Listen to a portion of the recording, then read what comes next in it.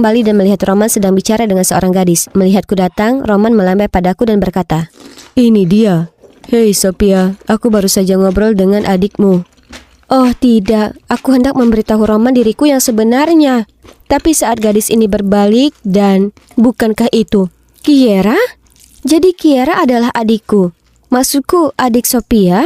Kiera sepertinya sama terkejutnya denganku karena dia pamit lalu pergi. Hah?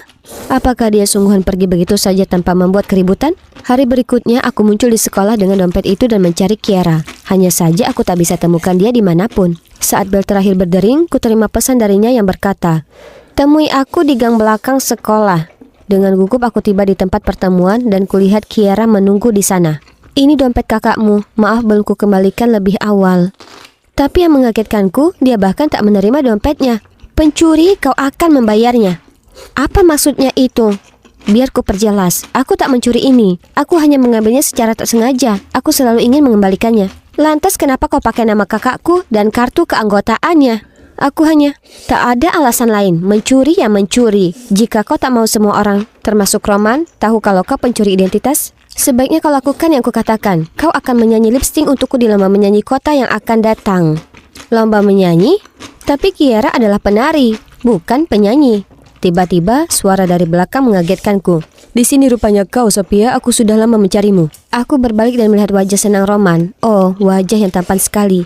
Dia akan sangat terpukul kalau sampai tahu bahwa aku membohonginya sejak awal. Merasakan perasaanku, Kiera hanya menyeringai padaku sebelum pergi. "Ingat kesepakatan kita, kakak." Ternyata Roman baru saja selesai membuat lagu baru hari itu dan ingin aku merekam demo lagu itu di studionya. Tapi ini tak benar. Dengan ragu aku kemudian berseru, "Roman, sebenarnya aku bukan." Roman menyelaku sebelum aku bisa menyelesaikan kalimatku dan menunjukkan padaku poster lomba menyanyi yang akan datang itu. "Oh, itu yang disebutkan Kiera sebelumnya. Kau harus mencobanya. Ini kesempatan bagus." Aku menggelengkan kepala dengan sedih, tapi aku tak bisa. Kenapa? Bagaimana mungkin ku katakan ke Roman kalau aku tak bisa ikut lombanya karena aku bantu lip sync Kiera? Jadi, aku hanya katakan padanya omong kosong soal acara keluarga di hari itu. Saat aku sampai rumah, kuputuskan hanya ada satu cara untuk ini. Aku harus memblokir Roman.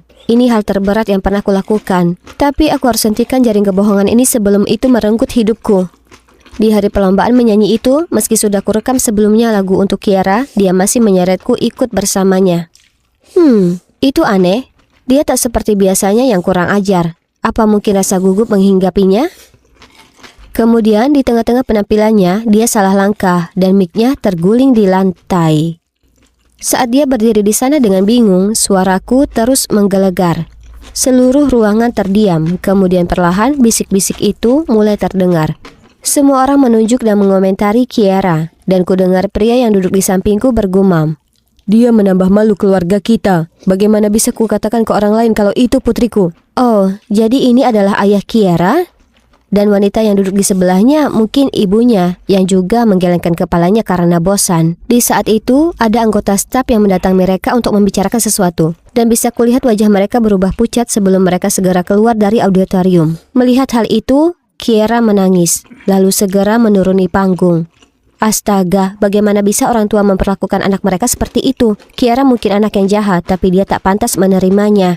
Aku hendak pergi memeriksa apa dia baik-baik saja saat ada tangan yang menarikku kembali. Itu Roman. "Macy, ini giliranmu." Tepat di saat itu, pembawa acara memanggilku untuk naik ke panggung dengan nama asliku. Hah? Apa yang terjadi? Aku berbalik melihat Roman, tapi sambil tersenyum dia hanya mendoakan aku berhasil dan memberiku mic. Dan musik dimulai. Itu adalah lagu yang aku dan Roman nyanyikan bersama. Aku menghela napas panjang untuk menenangkan diri lalu menyanyi dari hati. Saat aku menyelesaikan penampilan, ketiga juri berdiri dan bertepuk tangan dan penonton menyorakiku. Oh ya ampun, apa aku bermimpi? Ada apa dengan semua ini? Apa kau tahu siapa sebenarnya aku? Ya, tentu saja. Aku sudah tahu sejak lama. Ternyata aku yang tak tahu lokasi kamar mandi di country club telah membuyarkan sandiwara itu. Jadi dia menyelidiki dan temukan bahwa aku sebenarnya bukan Sophia. Hanya saja, karena dia masih ingin bertemu denganku, dia pura-pura tak tahu supaya kami bisa terus lanjut seperti biasanya. Dia juga tak sengaja menyaksikan Kiera menyuruhku bernyanyi untuk penampilannya. Jadi dia putuskan untuk mendaftarkanku. Ngomong-ngomong soal Kiera, aku ingin pastikan dia baik-baik saja. Kami mencari sekeliling dan menemukannya duduk di luar sedang terisak. Tak apa, akan ada kompetisi lain. Aku tak sedih soal itu. Ini soal kakakku, dia menghilang.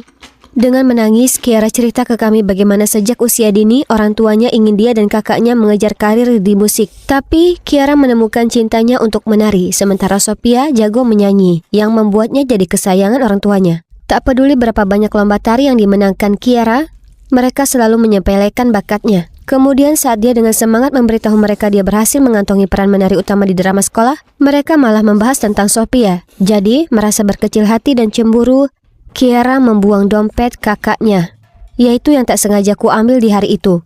Dalam lomba menyanyi ini, Kiara ingin menang lawan kakaknya di depan orang tuanya sekali saja. Jadi dia menarikku ke dalam semua rencana lip sync-nya ini. Tapi kemarin malam Sophia tahu soal ini dan mereka bertengkar. Kemudian dalam amarah, Kiara menyerukan hal-hal buruk, seperti dia ingin sekali Sophia menghilang dari hidupnya. Hanya saja pagi itu, dia bangun dan mendapati kakaknya sudah benar-benar pergi. Hingga saat ini, Sophia masih belum muncul di auditorium ketika sudah hampir gilirannya untuk tampil. Bagaimana kalau Sophia tak akan pernah kembali? Seharusnya aku tak sejahat itu. Aku dan Roman menenangkan Kiara. Lalu kami pergi mencari Sophia bersama. Kiara membawa kami ke tempat kesukaan Sophia, tapi dia tak bisa ditemukan. Tiba-tiba, aku teringat foto yang dengan hati-hati terselip di dalam dompetnya. Ini pasti tempat istimewa untuknya. Ini rumah keluargaku yang lama. Kami dulu tinggal di sini saat aku masih kecil. Kami bergegas ke sana dan menemukan Sophia duduk sendirian di depan rumah. Mereka berdua saling berpelukan dan menangis sesegukan seperti dua anak kecil. Sambil menangis, mereka bicarakan semua. Ternyata, sementara Kiara iri dengan kakaknya, Sophia juga tak lebih baik. Dia selalu ditekan oleh ekspektasi orang tua mereka sejak dulu, dan dia selalu merasa kasihan pada Kiara karena semua hak istimewa yang dimilikinya.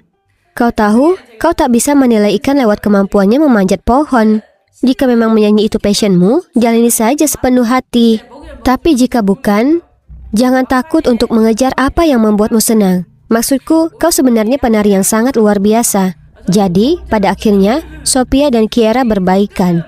Setelah bertengkar hebat dengan orang tua mereka, kedua bersaudara itu bebas mengejar passion mereka sendiri. Kiara fokus menari, sedangkan Sophia dan teman-temannya membentuk band indie seperti yang selalu diinginkannya. Sedangkan aku, ya, sudah kudapatkan pelajaran bahwa kalau kau temukan barang hilang, bawalah segera ke kantor polisi. Untung bagiku, itu tak berakhir terlalu buruk. Aku membantu dua saudara berbaikan dan bahkan kudapatkan untuk diriku, musisi yang sangat berbakat ini.